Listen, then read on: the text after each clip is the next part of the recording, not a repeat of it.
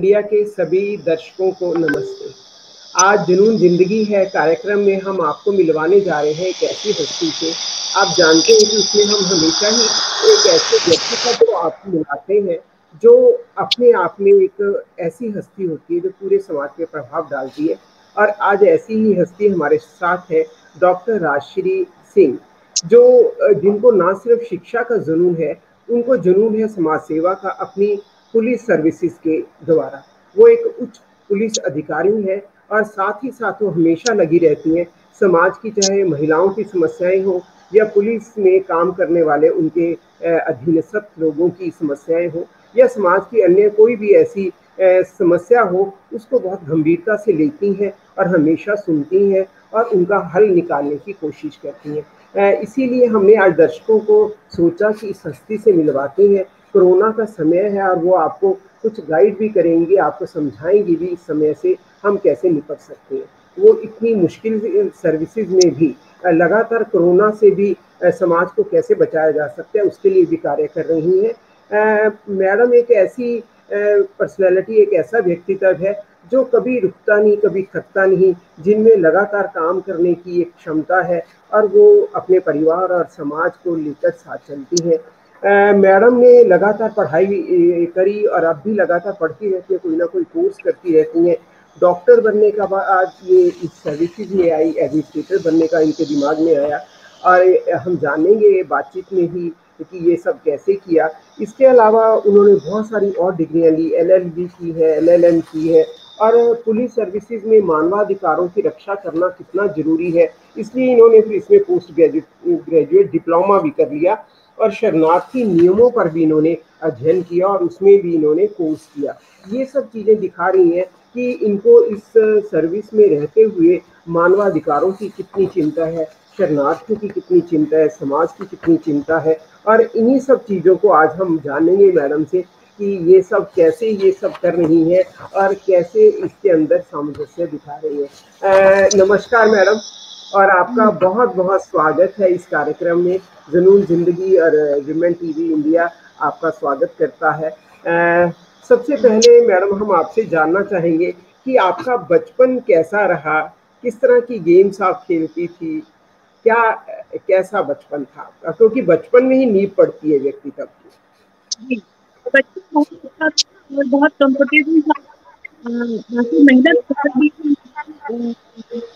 मैं जिम्नास्टिक की बहुत ही मेहनत करनी पड़ती थी पढ़ाई में। अव्वल रहना और अपना जिम्नास्टिक और टेबल टेनिस, बैडमिंटन और घर के बाहर गली में क्रिकेट खेलना, वो भी एक शौक था। तो ये सब चीजें जो है साथ साथ चलती रही, लेकिन पढ़ाई को हमने कभी इग्नोर नहीं किया। और जिम्नास्टिक में भी बहुत अच्छी पोजीशन रही है मेरी। मैं 6 साल लगातार कैप्टन रही हूँ अपनी टीम की। और 6 साल मैंने फर्स्ट पोजीशन हासिल की जिले में। तो इस लिहाज से जो है पढ़ने लिखने के साथ साथ खेलना कूदना भी जारी रहा। और प्रोत्साहन जो है माँ बाप की तरफ से भरपूर था, पूरे परिवार की तरफ से भरपूर था, क्योंकि घर में लड़कियां लड़कियां थी हम, तो हमने जो है जिंदगी में वो सब चीजें हासिल की हैं। और वो सब चीजें, वो सब प्यार, स्नेह, आशीर्वाद, वो जो लड़कों को मिलता है स्पेशली, वो ऐसा सेग्रीगेशन हमने नहीं देखा अपने परिवार में। जॉइंट फैमिली थी। पेरेंट्स के जो फादर के भाई वगैरह, वो सब हम साथ रहते थे। तो एक तरह से जॉइंट संयुक्त परिवार से बहुत प्यार मिला है और उसी प्यार के साथ हम आगे बढ़ते गए और वही आशीर्वाद जो है फलीभूत हो रहा है। तभी आपके अंदर समाज सेवा की इतनी भावना है मैडम, संयुक्त परिवार में रही। और दूसरी बात, जो माँ बाप ने सेग्रीगेशन नहीं किया लड़के लड़की में, इसीलिए आज आप बेटियों के लिए इतना काम करती हैं। मैंने जितना भी आपको देखा है, आप समाज की बेटियों को ऊपर उठाने में हर कदम पे हमेशा तैयार रहती हैं। लेकिन मैं साथ में ये भी जानना चाहूँगी कि डॉक्टर बनना, डॉक्टर जैसी आपने शिक्षा ग्रहण की, एक उच्च शिक्षा है, उसके बाद आप इस सर्विसेज में कैसे आपने सोचा कि इसमें जाऊँ? देखिए, मैं बीएमएस कर रही थी तो हमने सीरियल देखा था उड़ान। उड़ान सीरियल जो है वो हमारे जो है एक डीजी उत्तराखंड रही हैं मैडम जो कंचन भट्टाचार्य, उनकी कहानी पे था और उनकी बहन ने इनेक्ट किया था उनका रोल। तो वो बहुत ही इंस्पायरिंग था और उड़ान सीरियल देखते देखते कहीं एक मन में भावना जागी कि यूनिफॉर्म सर्विसेज में जाना चाहिए। तो यूनिफॉर्म ज्वाइन की और कंपटीशन के थ्रू आए तो बहुत अच्छा लगा कि भाई यूनिफॉर्म सर्विसेज ज्वाइन करके जो एक जज्बा था कि देश की सेवा करनी है या लोगों की सेवा करनी है, अपने लोगों को जानना है, अपने लोगों के दुख दर्द दूर करने हैं, वो सारी जो इच्छाएं थी वो अब पूरी हो रही हैं धीरे धीरे और लगातार हम आगे बढ़ते जा रहे हैं। जी जी राजश्री मैडम, आपने एक बहुत अच्छा उदाहरण दिया है कि आपने उड़ान सीरियल देखा और उसके बाद आपको उससे प्रेरणा मिली। तो विमेन टीवी का भी यही उद्देश्य है कि आप जैसे व्यक्तित्व को हम चैनल पे लाएं और आपसे प्रेरणा लेकर और बहुत सारी बेटियां और बहुत सारे लोग प्रेरणा लेकर इस क्षेत्र में या अन्य क्षेत्रों में आए और वो भी इसको जुनून बना लें कि जिंदगी में जो ठान लिया शिद्दत से अगर उसके पीछे लग गए तो उसको प्राप्त किया जा सकता है। तो इसलिए टीवी में अच्छी चीजें देखने से बहुत कुछ अच्छा हासिल किया जा सकता है। बिल्कुल, मैं आपकी वो लाइनें भी बहुत बार सुनी है कि पढ़ने की कोई उम्र नहीं, पढ़ने में कोई शर्म नहीं। शायद इसीलिए मैडम आप लगातार पढ़ती जा रही हैं। और मानवाधिकार जो आपने किया और शरणार्थियों के ऊपर जो आपने कोर्स किया, उनके पीछे क्या उद्देश्य था मैम? उसके पीछे भी यही उद्देश्य था कि जो डिप्राइव्ड हैं, जो लोग शरणार्थी हैं, उनके साथ क्या क्या बीतता है और उनके लिए क्या क्या कानून होने चाहिए वो सब हमने पढ़ा है। और refugee law, humanitarian laws, human rights, ये सारा एक बेसिक जो ह्यूमन राइट्स हैं उनके बारे में बताया जाता है। और हर इंसान का एक जब वो पैदा होता है तो उसके कुछ फर्ज के साथ साथ उसके कुछ अधिकार होते हैं। उन अधिकारों का जो है हनन नहीं होना चाहिए और उसके लिए चेतना होना बहुत जरूरी है, जागरूक होना बहुत जरूरी है किसी भी इंसान का। तो ऐसे पढ़ते रहने से बहुत कुछ हासिल होता है और पता चलता है कि क्या क्या हमारे लॉज हैं, क्या क्या हमारे जो है कानून हैं जिनमें हमारे राइट्स समाहित हैं। और मैं उसके साथ साथ ये भी कहूंगी कि राइट्स के साथ साथ हमारी ड्यूटीज भी हैं, उनके लिए भी ख्याल रखना चाहिए। तो पढ़ना बहुत जरूरी है। ये बहुत बड़ी बात कही है मैडम आपने। मैं उन सभी दर्शकों को भी ये कहना चाहूंगी कि आप किसी भी उच्च पद पर पहुंच जाएं, लेकिन उससे संबंधित और या अन्य पढ़ना बंद नहीं करें, क्योंकि पढ़ने से बहुत कुछ हम हासिल करते हैं, बहुत ज्ञान होता है और फिर हम अपनी जो ड्यूटी होती है उसको ज़्यादा अच्छे तरीके से निभा सकते हैं। वरना इतने उच्च पद पे जाने के बाद लोग बिल्कुल पढ़ना लिखना तो बंद कर देते हैं कि अब तो जो हासिल करना था वो कर लिया। लेकिन क्योंकि अपनी ड्यूटी को वो अच्छी तरह निभाना चाहती हैं, इसीलिए उन्होंने मानवाधिकार, LLB, LLM और इस तरह की डिग्रियां लगातार वो हासिल कर रही हैं, क्योंकि कानून की जानकारी वो कहते हैं कि बहुत जरूरी है। मैडम, बहुत सारे सम्मान आपने हासिल किए। मैं अक्सर न्यूज़पेपर्स में भी देखती हूँ और पढ़ती रहती हूँ। कई बार आपके को मैंने खुद भी आमने सामने से देखा कि आपको सम्मानित किया जा रहा है। 2012 में आपको सेवा में बहुत उत्कृष्ट कार्य करने के लिए भी राष्ट्रपति पुलिस पदक से नवाजा गया।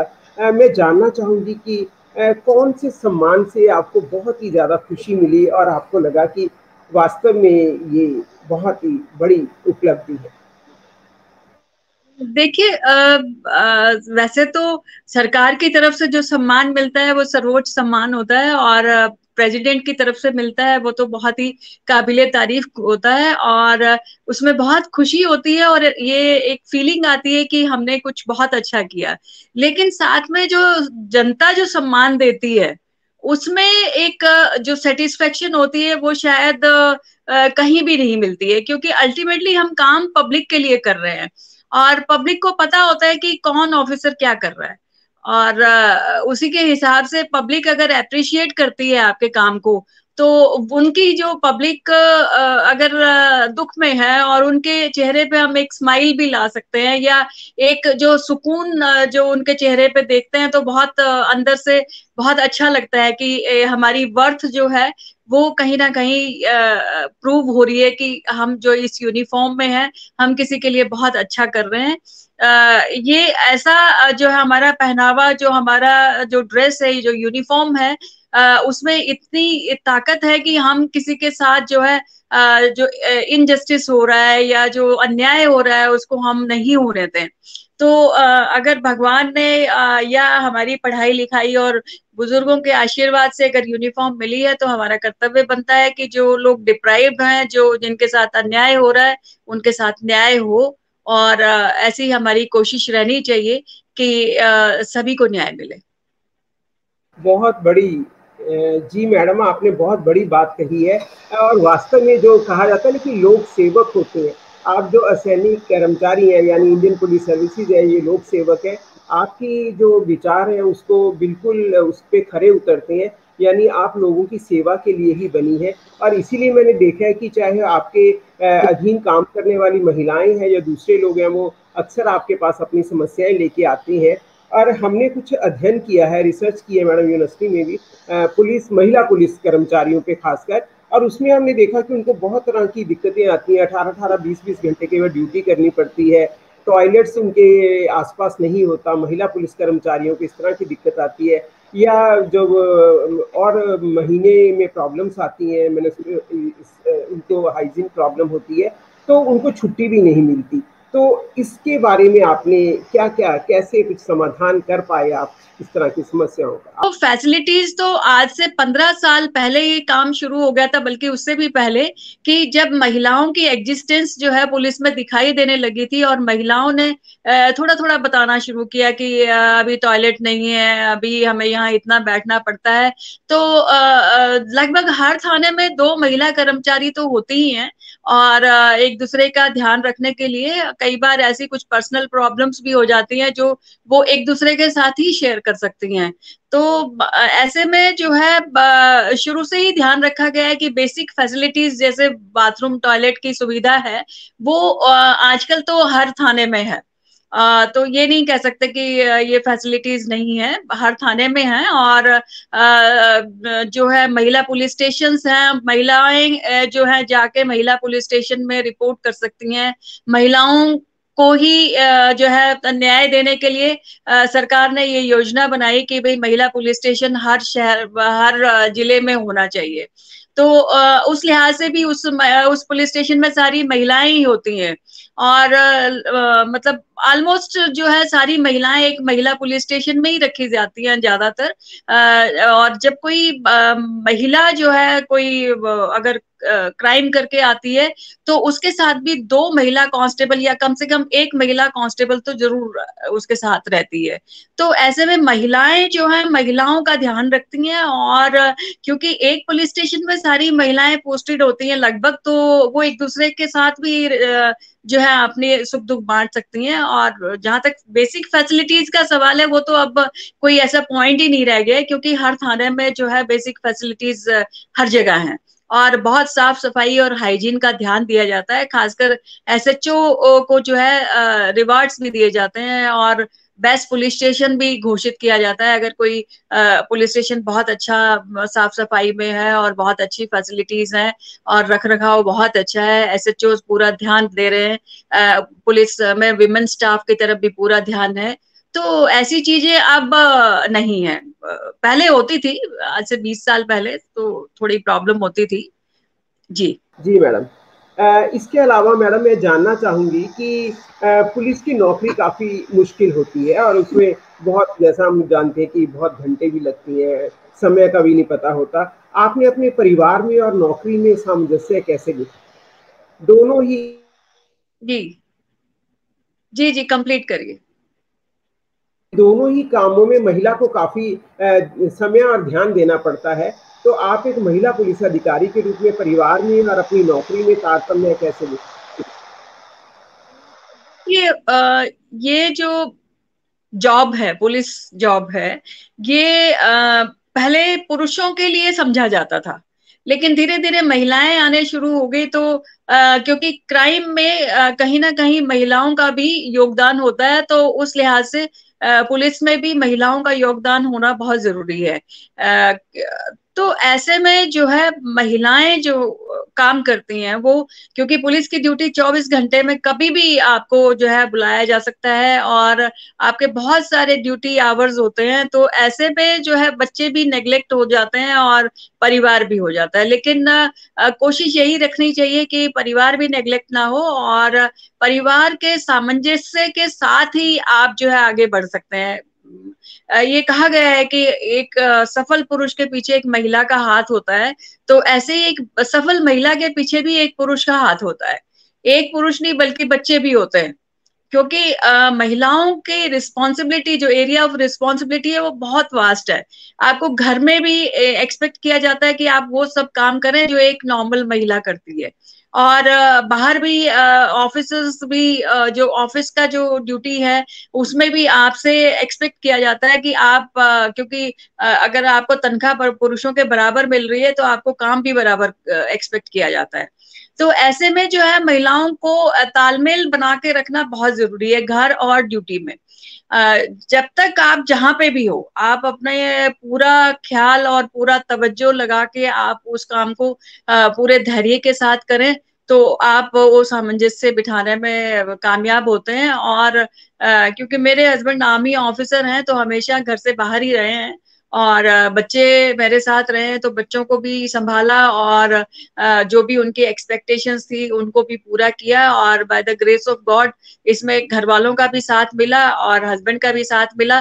तो जब आप ऐसी नौकरी में होते हैं तो आपको सबका साथ भी चाहिए होता है, और आपको घर परिवार को बैलेंस इस तरह से करना पड़ता है कि आप जो है बड़े आराम से सारे काम कर लें, और उसी में एक सेटिस्फेक्शन भी मिलती है, क्योंकि बीइंग ए लेडी आप अपने बच्चों को भूखा नहीं देख सकती हैं, और आप किसी भी काम को नेग्लेक्ट नहीं कर सकते हैं, क्योंकि बच्चे को माँ की जरूरत होती है, पति को पत्नी की जरूरत होती है, जो इन लॉज हैं उनको एक बहू चाहिए। आप बाहर कुछ भी हैं वो उनकी एक्सपेक्टेशंस अलग ही होती हैं, और ऐसे ही ऑफिस आवर्स में आप अपना ऑफिस का काम करें तो वहां पे भी सीनियर ऑफिसर्स की एक्सपेक्टेशंस होती हैं जो आप उनको भी नेग्लेक्ट नहीं कर सकते।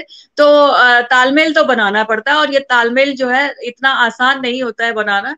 काफी कुछ करना पड़ता है, क्योंकि ultimately you have 24 hours only, सभी के पास वही 24 घंटे होते हैं, और उसमें किस तरह से टाइम मैनेजमेंट करें तो ये आपके ऊपर डिपेंड करता है। बहुत अच्छा संदेश है जो महिलाएं जॉब में है और खासकर जो पुलिस की सर्विसेज में है उनके लिए एक बहुत अच्छा संदेश है। और मैंने कई बार आपका लेक्चर भी सुना है, और एक बार आपने बताया भी था उसमें कि आप अपनी बिटिया को भी रात को जब ड्यूटी पे जाती थी तो लपेट के कंबल में साथ में बिठा लेती थी, क्योंकि ड्यूटी भी बहुत जरूरी थी और बिटिया का ध्यान रखना ये एक बहुत बड़ी बात है। और आपके बच्चों ने भी आपको इतना साथ दिया और हस्बैंड आपसे बहुत कोऑपरेट कर रही हैं, लेकिन वो बाहर रहे उसके बावजूद आपने इस ड्यूटी को इतने अच्छे से निभाया, ये बहुत बड़ी बात है मैडम हम महिलाओं के लिए। जो है लगभग 3.25 साल का डिफरेंस है दोनों में, और आपको पता है कि लड़कों को पालना, बेटों को पालना कितना मुश्किल होता है, बहुत शरारती होते हैं। तो दोनों बच्चों को मैं कालका में डीएसपी थी, और वहां पे ना एक्सट्रीम वेदर होता है, जैसे ठंड में बहुत ज्यादा ठंड पड़ती है और बहुत फॉगी होता है। तो ये बच्चों को ना समहाउ कैसे ही पता चल जाता था कि आज मम्मा पेट्रोलिंग पे जाएगी 11 से 4 बजे तक, तो ये सोते नहीं थे। तो इनको मुझे साथ लेके जाना पड़ता था कंबल में लपेट के, और वो बहुत फॉगी होता था, और जो विजिबिलिटी लगभग जो है बहुत ही कम होती थी। आप ये सोचें कि भाई 1 फुट आगे का भी नहीं दिखाई दे रहा होता था, और बहुत धीरे धीरे गाड़ी चलती थी। लेकिन दोनों बच्चों को कंबल में लपेट के और बिठा के लेके जाती थी, बीच में सो भी जाते थे ये। तो वो सब चीजें जो है वो फेज ऑफ लाइफ होता है। आपको अगर आपने यूनिफॉर्म पहना है तो कुछ सेक्रीफाइसेस सभी को करने पड़ेंगे, चाहे मैं खुद से लगाऊं या घर परिवार से लगाऊं, तो सेक्रीफाइसेस सभी ने किए अपनी अपनी जगह। तो बिल्कुल, बहुत मैं ये बात कही इसलिए है कि बहुत सारी महिलाएं अक्सर ये कहती हैं मेरे बच्चे छोटे हैं मैं काम कैसे करूं।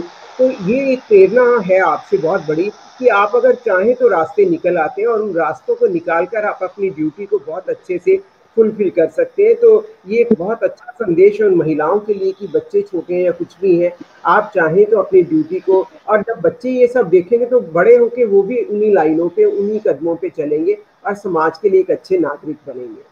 तो यही मैं आपके उसको पढ़ती रहती हूँ मैडम। तो मैंने देखा है कि आपने यातायात नियमों को पालन कराने के लिए बहुत काम किया है और बहुत आपकी कोशिश है कि भारत के जो नागरिक है वो यातायात नियमों को सीख जाए। तो मैं ये जानना चाहती हूँ कि आपको किस तरह की दिक्कतों का सामना करना पड़ा, क्योंकि लगातार आप इसके ऊपर काम करती रही।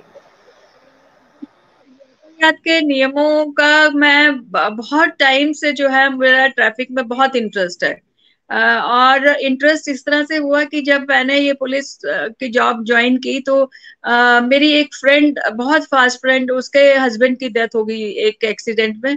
और वहां से मुझे मोटिवेशन मिला कि अरे कितना मतलब लाइफ चेंज हो जाती है। मैंने बहुत नजदीक से देखा कि बच्चे कैसे पलते हैं और कैसे एक लेडी को पूरा जिंदगी उसकी बदल जाती है, पूरे परिवार की। तो इस तरह की चीजें जब जिंदगी में अपने आसपास कहीं आप देखते हैं तो वो बहुत इंस्पायर भी करती हैं आपको, और कुछ करने के लिए जो है वो प्रेरित करती हैं। तो जब मैं एआईजी ट्रैफिक थी 2009 ऑनवर्ड्स, तो मैंने 2009 में मैंने एक रोड सेफ्टी ऑर्गेनाइजेशन बनाया था, जो सभी जो है जिले के जितने भी लोग थे उनको सबको हर लेवल के जो चाहे वो टीचर्स हैं, चाहे रिटायर्ड हैं, चाहे from different walks of life, तो ऐसे लोगों को मैंने शामिल करके मोटिवेट किया कि आप जो है अपने देश के लिए 2 घंटे दीजिए, आप अपने हर रोज जो है लोगों को मोटिवेट करने के लिए कि वो यातायात के नियमों का पालन करें।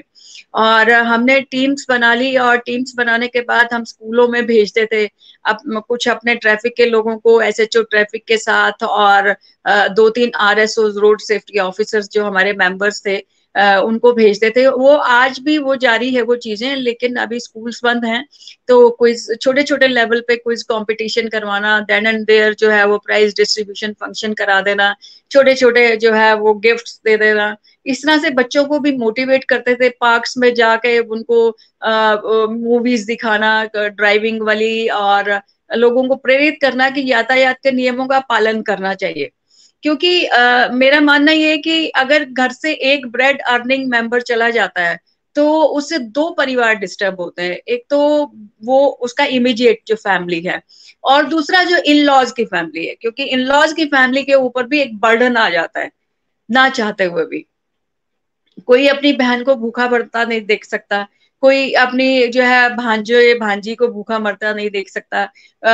माँ बाप जो है लड़की के वो नहीं देख सकते कि हमारी बेटी जो है इस तरह से बहुत ही जो है ना गरीबी की हालत में गुजारा कर रही है। तो एक ब्रेड अर्नर का जाना जो है वो पूरी परिवार की दशा और दिशा दोनों बदल देता है। जो बच्चे बड़े अच्छे कंफर्टेबल लाइफ में जी रहे थे, जो पढ़ाई कर रहे थे अच्छे से, उनकी पढ़ाई छूट जाती है, उनको बहुत जल्दी कमाना शुरू करना पड़ता है अपना घर चलाने के लिए। तो ये सब चीजों ने मुझे प्रेरित किया कि मैं रोड सेफ्टी की तरफ ध्यान दूं, और मैं उसमें अपने आप को कामयाब भी समझती हूँ। बहुत लोगों को मैंने इंस्पायर किया। अगर हमने एक जिंदगी भी बचाई तो हमने 2 परिवार बचा लिए, ऐसा मेरा मानना है। और by the grace of God जब जब मैं एआईजी ट्रैफिक लगी हूँ, जैसे आईजी ट्रैफिक लगी हूँ, तो भगवान की दया से और लोगों की मेहनत से, जितने हमारे स्टाफ में लोग हैं उन सब की मेहनत से, जो आरएसओज हैं उनकी मेहनत से, पब्लिक की जो है ना ये समझदारी से बहुत सारे एक्सीडेंट टले हैं, और बहुत कामयाबी हासिल हुई है। बहुत कम जो है लोग मरे हैं, और काफी अच्छी परसेंटेज में रिडक्शन भी हुआ। तो मैं उन सब का क्रेडिट सबको देना चाहती हूँ कि जिन लोगों ने इस मुहिम में पार्टिसिपेट किया, मेरा उनको बहुत बहुत शुक्रिया है, बहुत बहुत धन्यवाद है। ट्रैफिक स्टाफ को, रोड सेफ्टी ऑफिसर्स को, आम जनता को, कि जिन्होंने हमारी बात को ध्यान से सुना और उसको गुना भी, और आज जो है हम ये कह सकते हैं कि हमने कुछ परिवारों को बचा लिया। बहुत आपने सही कहा कि आप एक परिवार को, मैं तो कहती हूँ मैडम 2 परिवारों को नहीं, जो आगे उनकी ये बच्चे होते हैं वो भी आगे अच्छा जीवन जी पाते हैं। और घर का अगर अर्निंग हैंड चला जाए तो फिर बच्चों के ऊपर भी बहुत बुरा प्रभाव पड़ता है, उनका जीवन भी उतना अच्छा नहीं रहता। और वास्तव में आपने इसमें बहुत काम किया। पर मुझे खुशी इस बात की है कि इस वर्दी के पीछे कितनी संवेदनशील महिला है, जिसने एक एक्सीडेंट देखा और ये इतने बड़े स्तर पर यातायात नियमों को लागू करवाने में कार्य किया। अक्सर ये कहा जाता है कि जो पुलिस के लोग होते हैं वो संवेदनशील नहीं होते। आप में इतनी संवेदनशीलता भरी हुई है और इसीलिए आप इतनी समस्याओं का समाधान कर पाती हैं। तभी मैं जानना चाहती हूँ मैडम, पुलिस के अंदर आपको आके तो बहुत खूंखार लोगों से भी वास्ता पड़ता है। आप एक महिला के रूप में उन खूंखार अपराधियों का कैसे सामना करती हैं, कैसे उनको हैंडल करती हैं? देखिए, खूंखार अपराधी जो है, अभी तो बहुत ही ऐसा क्राइम जो है ना कंट्रोल हो गया है कि बहुत खूंखार वाला कोई नहीं है आजकल। तो साइबर क्राइम और वो बहुत ज्यादा होता है, ऑनलाइन जो क्राइम होते हैं। लेकिन जैसे मर्डर केसेस हैं, और ये तो यूनिवर्सल हैं, ये तो हर जगह होते हैं। और ऐसे में अगर जरूरत पड़ती है तो औरत के कई रूप होते हैं। अगर जरूरत पड़ती है तो सॉफ्ट भी हो जाते हैं, जरूरत पड़ती है तो हार्ड भी हो जाते हैं। और एक ही औरत में माँ दुर्गा भी है, माँ सरस्वती भी है, माँ लक्ष्मी भी है, और माँ काली भी है। तो जैसे जरूरत पड़ती है उसी हिसाब से अपने आप को ढाल लेना चाहिए। और सॉफ्टनेस, टेंडरनेस जो है आपकी वहां काम आती है जहां आपको किसी से कुछ उगलवाना है। तो आपकी जो फेस वैल्यू है, जो एक लेडी की जो फेस वैल्यू है, वो ये है कि बहुत सॉफ्ट जो है लुक्स होती है। तो वहां पे कई अपराधी खुद ही अपना सारा कुछ बता जाते हैं आउट ऑफ कॉन्फिडेंस की, जो है मैडम हमारी बात को बड़े ध्यान से सुनेंगी और हमारी बात को समझेंगी। तो बहुत सारे ऐसे इंसिडेंट हुए हैं हमारे साथ, जब मैं एसपी थी और जब मैं डीएसपी थी, कि बहुत सारे अपराधियों ने खुद ही अपने आप बता दिया कि जी हमने तो ऐसे किया, गलती हो गई, ऐसे किया। तो ऐसे में बहुत ज्यादा हार्श बिहेवियर की मुझे जरूरत नहीं पड़ी। और कभी पड़ती भी है तो हो जाते हैं, वैसे ही हो जाते हैं जैसे समय की डिमांड होती है, रिक्वायरमेंट होती है। आपने बिल्कुल सही कहा कि एक व्यक्तित्व में और खासकर जो महिला है उसके अंदर माँ काली भी है, माँ दुर्गा भी है और माँ सरस्वती भी है। तभी तो वो माँ सरस्वती का अभी तक भी आप पालन कर रही हैं, लगातार कुछ ना कुछ पढ़ती रहती हैं और कोई ना कोई डिग्री हासिल करती रहती हैं।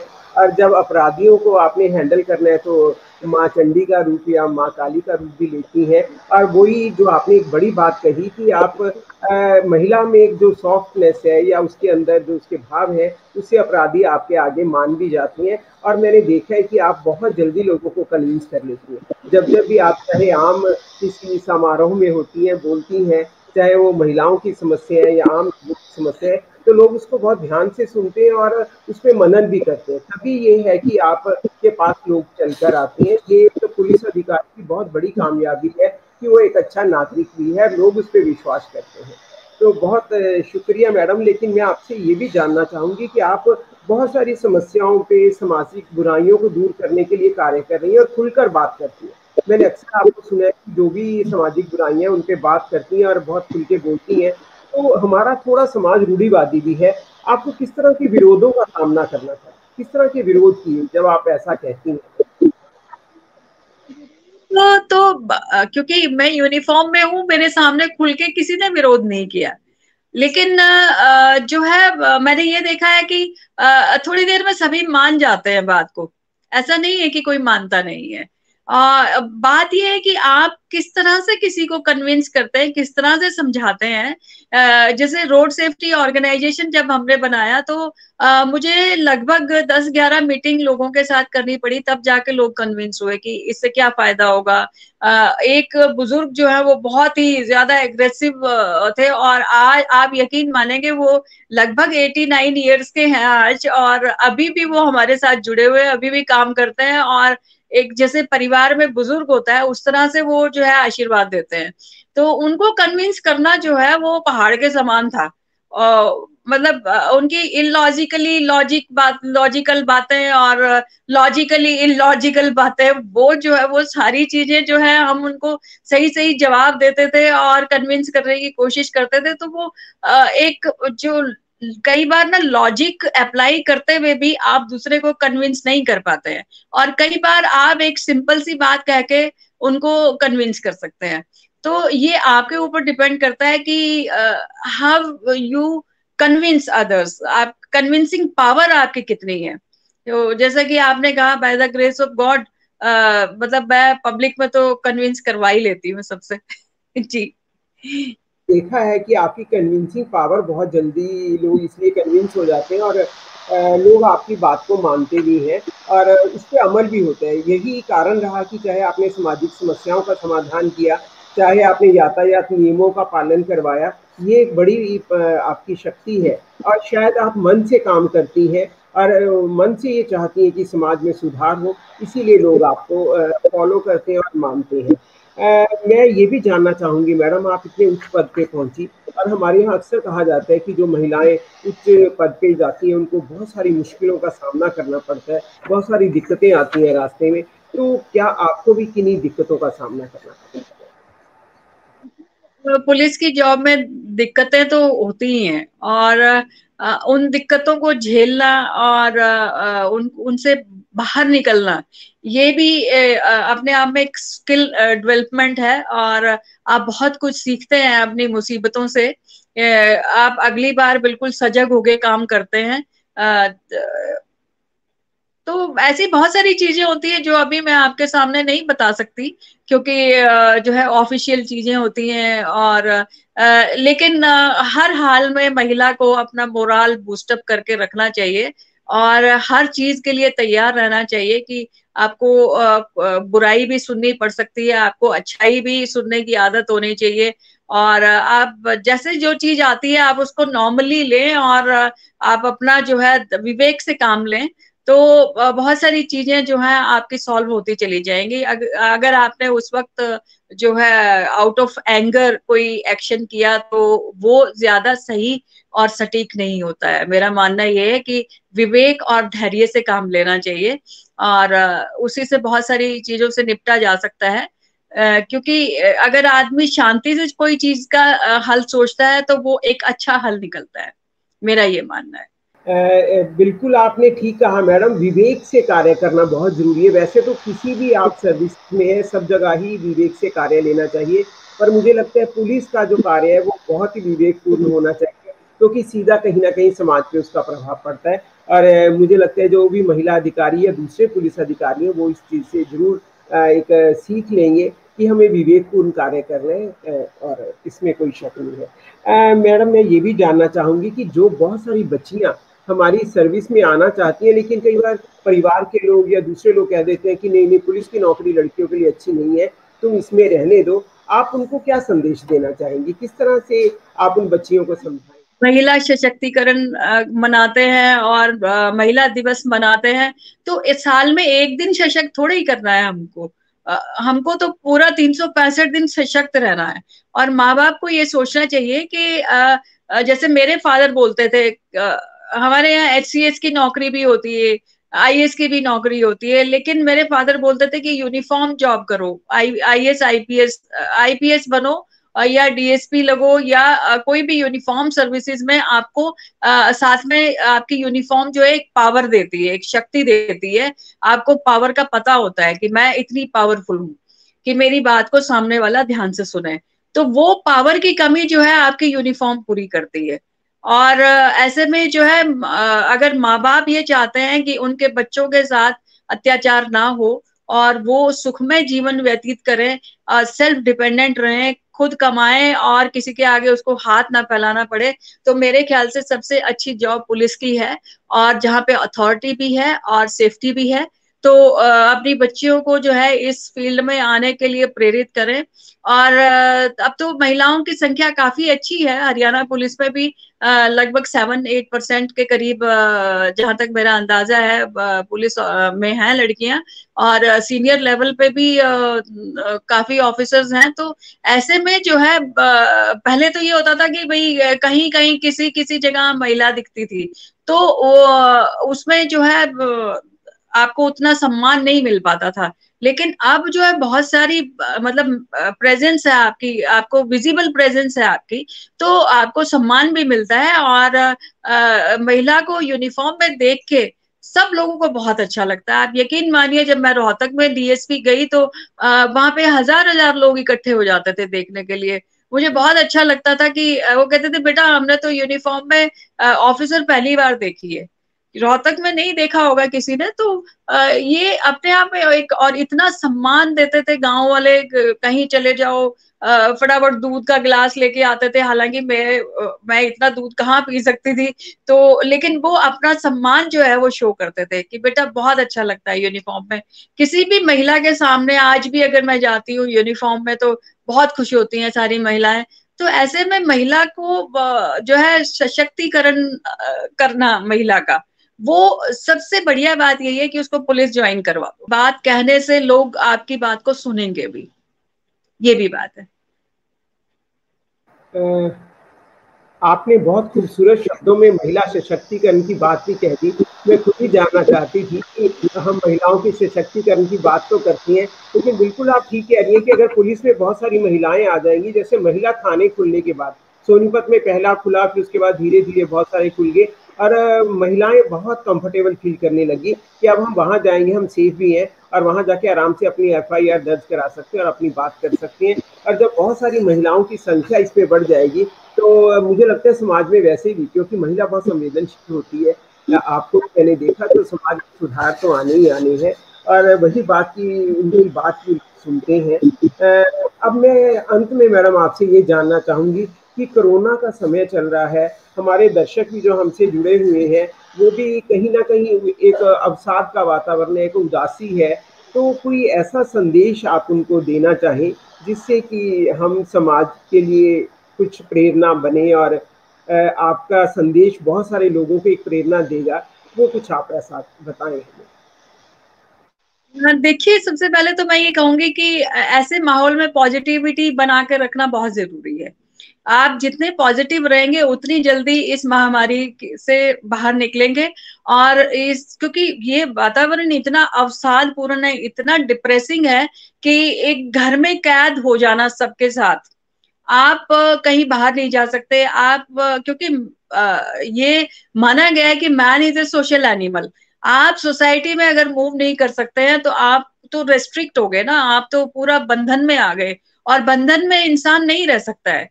अगर उसको ये कहा जाए अपनी मर्जी से एक कमरे में वो चाहे पूरा महीना निकाल दे, लेकिन जब उसको ये कहा जाता है कि आप इस एक महीना इस कमरे में रहेंगे, तो वो नहीं रह सकता। मतलब ये कुदरती नेचर है कि भाई हर इंसान जो है वो जो रूल्स इसीलिए वायलेट करते हैं कि लोग जो है वायलेशन में मजा ढूंढते हैं, लेकिन इस माहौल में वायलेशन करना बहुत खतरनाक है आपके लिए, आपके परिवार के लिए, आपके परिवार के बुजुर्गों के लिए।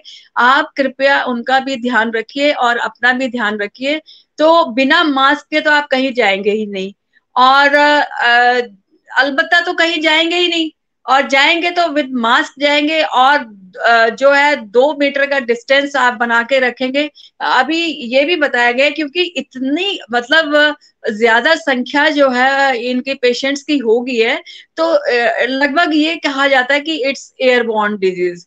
अभी इसको कोई किसी ने ये प्रूव नहीं किया है कि भाई ये एयरबॉर्न है कि नहीं है, लेकिन बहुत जल्दी फैलने वाला एपिडेमिक है। और ये जो सेकेंड वेव है ये बहुत खतरनाक है, ये पहले वाले से ज्यादा खतरनाक है। इसमें एकदम से आपके फेफड़े जो है इन्वॉल्व हो जाते हैं और आपको पता भी नहीं चलता है कि कब आपकी सांस रुकने लग जाती है। और क्योंकि बहुत ज्यादा बीमार हैं लोग और संख्या बहुत ज्यादा है, तो इसलिए हॉस्पिटल्स में भी कई बार आपको जगह नहीं मिलती है, क्योंकि एक बेड अगर किसी ने ऑक्यूपाई किया तो लगभग अगले 10 दिन वो वैकेट नहीं होगा वो बेड, जब तक कि खुदा ना खास्ता या तो जो है उस बंदे को डॉक्टर बचा नहीं पाते हैं, तब वो बेड खाली होता है, या मरीज ठीक होके घर चला जाता है।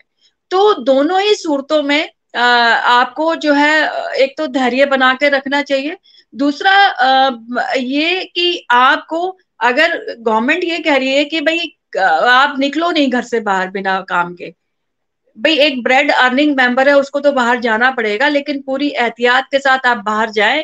आप N95 मास्क लगाएं, या डबल मास्किंग करें, सर्जिकल मास्क लगा के ऊपर कपड़े वाला मास्क, ताकि आप डबल सेफ हो जाएं। और उसके बाद आप हाथ सैनिटाइज करते रहें बार बार, और या फिर आप हैंड वॉश करते रहें।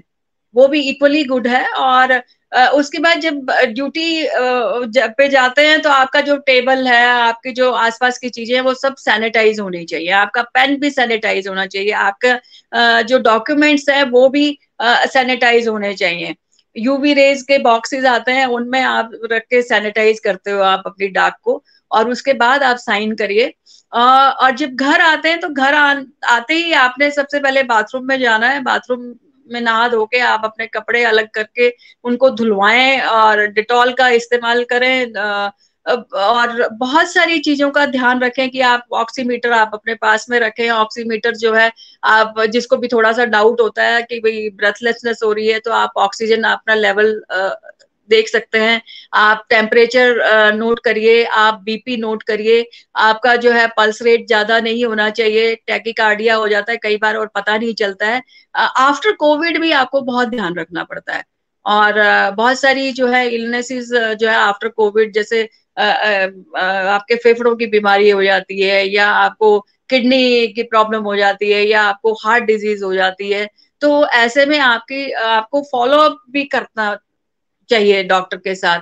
और डॉक्टर से पूछते रहना चाहिए, क्योंकि डॉक्टर्स बहुत बिजी हैं, तो आपको एक बार में जवाब नहीं मिले, दूसरी बार करो, तीसरी बार जाके मिल लो।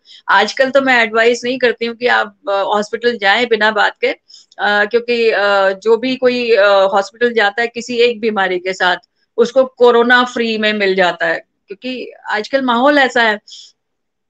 तो जितना अवॉइड कर सकते हैं उतना अवॉइड करिए और अपनी सेहत का ध्यान रखिए। वॉक करिए, आप प्राणायाम करिए।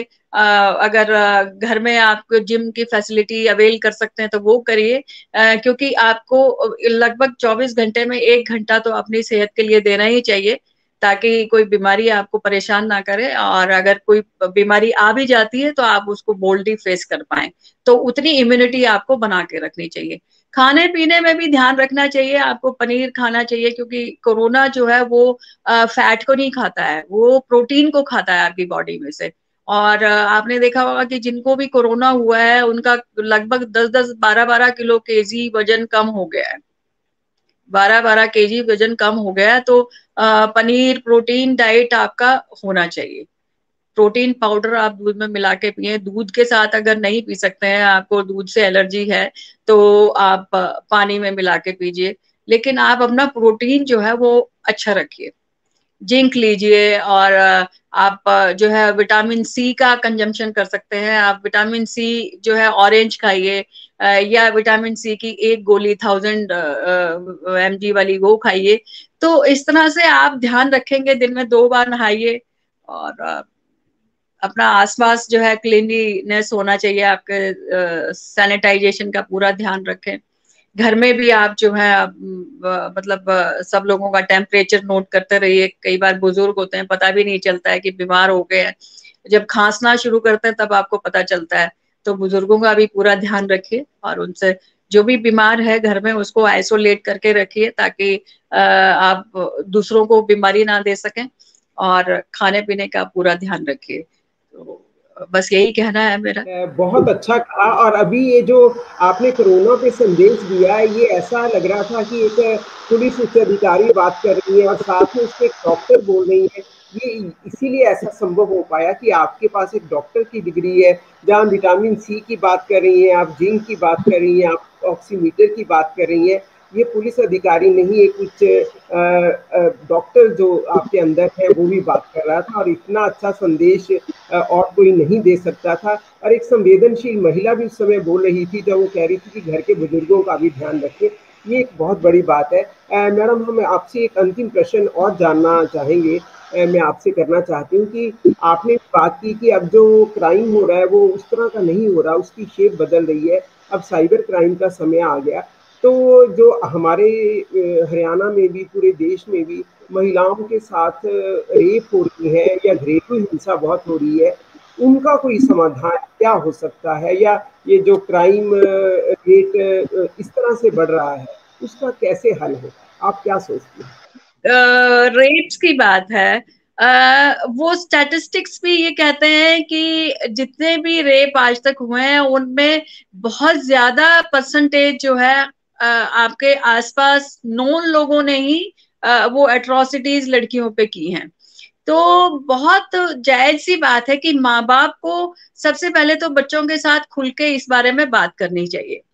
और ये जो बंधन जो लगाते हैं ना कि लड़की शाम के बाद बाहर ना जाए, लड़की ऐसे कपड़े ना पहने, लड़की ऐसे ना करे, वैसे ना करे, इसकी बजाय लड़कों के ऊपर भी ये सारे बंधन होने चाहिए कि शाम को अगर लड़का कहीं जा रहा है तो उससे पूछा जाए कि वो कहाँ जा रहा है और क्यों जा रहा है, क्या उसके पीछे एम क्या है। तो मतलब वो लड़का लड़की को आप इस चीज में सेग्रीगेट ना करें कि एक लड़की की अगर इज्जत जाती है तो पूरे परिवार की इज्जत जाती है, ऐसे ही अगर लड़का कुछ गलत करके आता है तो वो भी परिवार की ही इज्जत जाती है। ये माइंडसेट हमारा जो है इसको चेंज करना चाहिए कि हम लड़कियों के ऊपर तो बंधन लगाएं और लड़कियों को ये समझें कि ये हमारी प्रतिष्ठा का सवाल है। तो वैसे ही लड़का भी आपकी प्रतिष्ठा को डुबोता है और प्रतिष्ठा को बनाता है। लड़कों के ऊपर भी उतने ही बंधन होने चाहिए, उनसे भी उतनी ही पूछताछ होनी चाहिए। दूसरा ये है कि एक माँ जो है वो और या पिताजी, माँ या पिता दोनों में से कोई भी एक ऐसा होना चाहिए जो बच्चों के साथ खुल के डिस्कशन कर सके कि गुड और बैड टच। छोटे से बच्चे को भी पता होता है कि भाई गुड और बैड टच एक फीलिंग होती है। हालांकि बच्चे इतना एक्सप्लेन नहीं कर पाते हैं, लेकिन एक फीलिंग होती है उनको, जो सिक्स सेंस जो लड़की की होती है कि भाई ये अंकल ठीक नहीं है, ये अच्छे नहीं है, ये इस तरह से टच करते हैं। तो बच्चों के साथ माँ बाप को जो है वो फ्रेंडशिप वाला जो है एक रिश्ता रखना चाहिए, ताकि वो खुल के बात करें आपसे और अपनी समस्याओं को खुल के बता सके। कई बार बच्चे जो है शिकार हो जाते हैं ऐसी चीजों का और वो खुल के माँ बाप को नहीं बता पाते हैं। तो आप बच्चों को शुरू से आदत डालिए कि जो भी बात है वो घर से बाहर जो बात हुई है वो घर आके आपसे डिस्कस करें। तो आपको उनका माइंडसेट चेंज करना है कि जो है ये चीज जो है इसके लिए अवेयर करना है कि ये गुड टच है, ये बैड टच है, ताकि वो इस चीज का शिकार ना बने। और बहुत सारे केसेस में घर वालों के नोन या घर में से ही ऐसे लड़के होते हैं जो इस चीज का शिकार लड़कियों को बना लेते हैं। तो ऐसे हालात में नजदीक होना बहुत जरूरी है, ताकि वो अपनी माँ को अपनी समस्याओं को शुरू से ही बताए और माँ भी बच्चों को शुरू से ही बताती रहे कि भाई कोई भी प्रॉब्लम है तो जो है आप हमें बताएं। एक ये कॉन्फिडेंस बिल्डिंग होना चाहिए। और लड़कों को जो है महिलाओं का सम्मान करना आना चाहिए, ये भी घर से ही सीखता है बच्चा। और मेरे ख्याल से परवरिश में जो है बहुत डिपेंड करता है इस पे कि आप बच्चों को कैसे उनको संस्कार देते हैं कि भाई महिलाओं की इज्जत करनी है। अगर वो घर में देख रहे हैं कि फादर जो है माँ को कुछ समझता ही नहीं है, उसको डांट मार रहा है या उसकी पिटाई कर रहा है, तो जायज सी बात है कि लड़के भी आपके घर के बच्चे वो ऐसा ही करेंगे, बाहर जाके घर में भी ऐसे ही करेंगे। जब उनकी बीवी आएगी, उनके बच्चे होंगे, तो वो उसी तरह से प्रताड़ित करेंगे उनको भी। तो एक घर का माहौल और घर के संस्कार वो बहुत डिपेंड करते हैं इस चीज पे। और कुछ मोरल वैल्यूज, मोरल जो है स्टडीज हमें करवानी चाहिए स्कूल्स में, और बताना चाहिए कि भाई महिलाओं के खिलाफ अगर ये अत्याचार होता है तो ये धारा लगे कि ये इसमें इतना, ताकि उनको धीरे धीरे कानून का भी ज्ञान हो कि भाई अगर आपने कुछ महिला के साथ गलत किया, अगर आप स्टॉकिंग कर रहे हैं, साइबर स्टॉकिंग कर रहे हैं, आजकल साइबर क्राइम बहुत हो रहे हैं क्योंकि हर बच्चा नेट पे बैठा है और वहां पे बहुत सारे क्राइम करते चले जा रहे हैं बच्चे। और क्योंकि वो इतनी जल्दी रिवील नहीं होते, और जब रिवील होते हैं तो उसमें लगभग जो है जो एक चेन बनती है वो बहुत लंबी चेन बन जाती है, तो वो अरेस्ट होते हैं फिर सारे। तो ऐसे में जो है बच्चों को ये भी पता होना चाहिए कि भाई जब आप ऑनलाइन कोई काम कर रहे हैं तो वो क्राइम की डेफिनेशन में नहीं आना चाहिए। तो इतनी अवेयरनेस जरूर रखनी चाहिए बच्चों को। कोई भी चीज इस्तेमाल करते हैं तो उसका पता होना चाहिए कि उसके जो है साइड इफेक्ट्स क्या है, उसमें क्या बुराई है, कहाँ से बुराई शुरू होती है और कहाँ अच्छाई है। तो वो अच्छाई की तरफ जो है अपने बच्चों को मोटिवेट करना चाहिए। जी। बहुत खूबसूरत शब्दों में मैडम आपने बताया कि माता पिता की जिम्मेदारी क्या है, और उनको आपने ये भी जो बात कही कि अक्सर वो घर के आसपास या जानकार लोग होते हैं जो रेप करते हैं, और मुझे लगता है कि अगर आपके घर में कोई बार बार आता है तो आप थोड़ा उस चीज़ को नोटिस करें माँ बाप, और उसको देखें कि कहीं कुछ ऐसा नहीं। और मुझे लगता है अगर माँ बाप थोड़े चौकन्ने रहेंगे तो जरूर उस पर नियंत्रण कर सकते हैं। संयमित व्यवहार करना चाहिए। अभी मुझे कहना नहीं चाहिए, लेकिन मैंने जब मैं एसपी थी तो मैंने देखा कि लड़कियां जो हैं बहुत सारे बॉयफ्रेंड्स और बहुत सारे मोबाइल फोन्स और बहुत सारी चीजें रखते हैं जिनका माँ बाप को पता ही नहीं होता है। तो माँ बाप को विजिलेंट रहना चाहिए कि बच्चे कर क्या रहे हैं। और ऐसे में जब लड़की जो है किसी बॉयफ्रेंड के साथ अकेली जगह जाती है, एक ऐसी जंगल टाइप की कोई जगह में जाती है, तो निश्चित है कि वहां पे क्राइम हो जाए उसके साथ। हो सकता है लड़का अपने फ्रेंड्स को बुला ले, अपने मतलब ऐसे लोगों को बुला ले, तो वहां लड़की का निकलना बड़ा मुश्किल हो जाता होगा। तो ऐसे में मतलब लड़की को भी अवेयर रहना चाहिए कि उसकी सीमाएं कहाँ हैं। तो बच्चे जैसे बहुत सारे लोग ये बोलते हैं कि भाई हमारी आजादी, हमारी फ्रीडम, फ्रीडम का तो एक सवाल जो है वो आपका आता है खाने पीने पे और आपकी एजुकेशन के मामले में आपको कितनी फैसिलिटीज मिलनी चाहिए वहां आता है। जहां आपकी इज्जत की बात होती है वहां आपको खुद भी प्रोटेक्ट करना आना चाहिए अपने आप को, और मार्शल आर्ट सीखो आप, जो है ऐसा सेल्फ डिफेंस का कोई चीजें सीखो कि पुलिस के आने से पहले आप अपने आप को डिफेंड कर सको। और वो ऐसे हालात में आप जो है क्रिमिनल को एक मतलब उससे अपने आप को बचा सको। तो ये बहुत सारी चीजें हैं, सोचना चाहिए। जैसे कई बार मैं मतलब बच्चे पूछते हैं कि भाई ये इतना हमारे में फर्क क्यों, और ये तो मैं उनको एक एग्जांपल देती हूँ कि जैसे लड़के जो होते हैं वो रफ एंड टफ होते हैं, और उनको मतलब एक अगर दुकान के बाहर आप देखते हो कि सरिये और शहतीर और वो सब पड़े होते हैं बाहर, वो बाहर धूप में भी पड़े होते हैं, वो रेन्स में भी पड़े होते हैं, वो बारिशें भी आ रही हैं उनके ऊपर, आंधी भी चल रही है, तो उनको कोई उठा के दुकान के अंदर नहीं रखता है, वहीं पड़े रहते हैं वो, और कोई उनको उठाता भी नहीं है। और इधर जोहरी जो है अपने हीरे को जो है मखमल की पोटली में लपेट के डब्बी में डाल के रखता है, तो और फिर उसके बाद अलमारी में उसको बंद करके रखता है लॉक एंड की में। तो ऐसे ही लड़की की इज्जत भी वैसी ही है कि आपको उसको मखमल में लपेट के भी रखना है और अलमारी में भी लॉक एंड की में रखना है। तो आपको अपना जो है इस तरह से लड़की को अपने आप को बचा के रखना चाहिए। तो अपनी जो सेल्फ रिस्पेक्ट है उसको और अपनी सम्मान को पूरी अहमियत देनी चाहिए और ऐसे बचा के रखना चाहिए, क्योंकि लड़कियां इमोशनल होती हैं तो बहुत जल्दी लड़के बेवकूफ बना लेते हैं। तो वो चीज का भी एक पूरा ज्ञान होना चाहिए लड़कियों को। आपने मैडम बिल्कुल ठीक कहा। आपने ये जो बात कही कि स्कूल कॉलेजों में इसके ऊपर लेक्चर होना बहुत ज़रूरी है।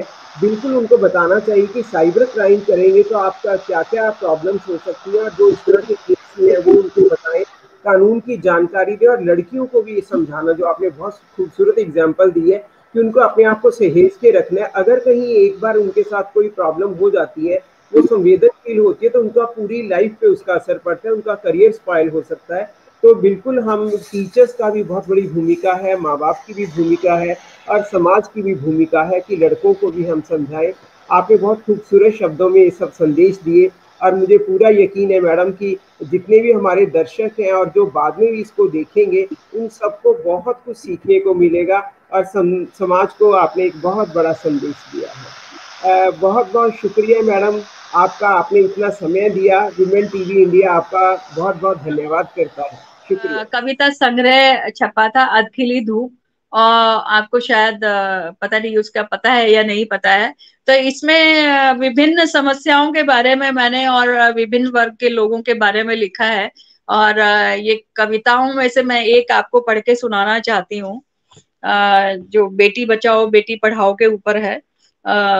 आओ आज ये संकल्प करें, आओ आज ये संकल्प करें, बेटी को बचाएंगे बेटी को पढ़ाएंगे, हर दिन होगा महिला दिवस, इतना सक्षम इन्हें बनाएंगे, परिपाटी नई चलाएंगे, नाम करेंगी जग में रोशन, रहेंगी जहां हमेशा सुरक्षित, ऐसा नया समाज बनाएंगे। तो ये मेरा मैसेज है। और बेटियों को पढ़ाइए, बेटियों को बचाइए और बेटियों को अच्छे संस्कार दीजिए, क्योंकि उनको दूसरा घर भी संभालना है और दूसरा परिवार भी संभालना है। तो हर तरह से लड़की से एक्सपेक्ट किया जाता है कि वो परिपूर्ण हो सारे गुणों से। तो वो गुणों को बचा के रखने से ही आगे जो है हमारे संस्कार जो है वो अगली फैमिली में बच्चों में जाएंगे। उन संस्कारों का ध्यान रखना चाहिए। और ये महिला का कर्तव्य इसलिए समझा जाता है क्योंकि महिलाएं सक्षम हैं। महिलाएं जो है, जैसे मैंने बोला है कि माँ सरस्वती भी है, माँ दुर्गा भी है, माँ काली भी है, और महिला का हर रूप जो है प्रशंसनीय है। तो ऐसे में जो संस्कार देने का काम है वो अगर महिला पढ़ी लिखी होगी तो वो और अच्छे से अपने बच्चों को दे सकेगी। तो यही मेरा जो है संदेश है आज के लिए। Thank you so much. नमस्कार। ये मैडम, क्योंकि आप एक संवेदनशील महिला है और एक उच्च अधिकारी जो पुलिस में कार्य करती है, और उसके अगर कवित्री है वो और कविताएं लिखती है, तो मुझे ये पूरा यकीन है कि समाज की समस्याओं का समाधान फिर मुश्किल नहीं है, क्योंकि आपके पास वर्दी की शक्ति भी है और एक संवेदनशील मन भी आपके पास है। दोनों मिलकर समाज के लिए बहुत अच्छा अभी तक कार्य आपने किया है, और आगे भी मुझे पूरी उम्मीद है कि आप यूं ही आगे बढ़ती रहेंगी। इन्हीं शुभकामनाओं के साथ मैडम मैं आपसे इजाजत चाहती हूँ। बहुत बहुत शुक्रिया, बहुत बहुत शुक्रिया।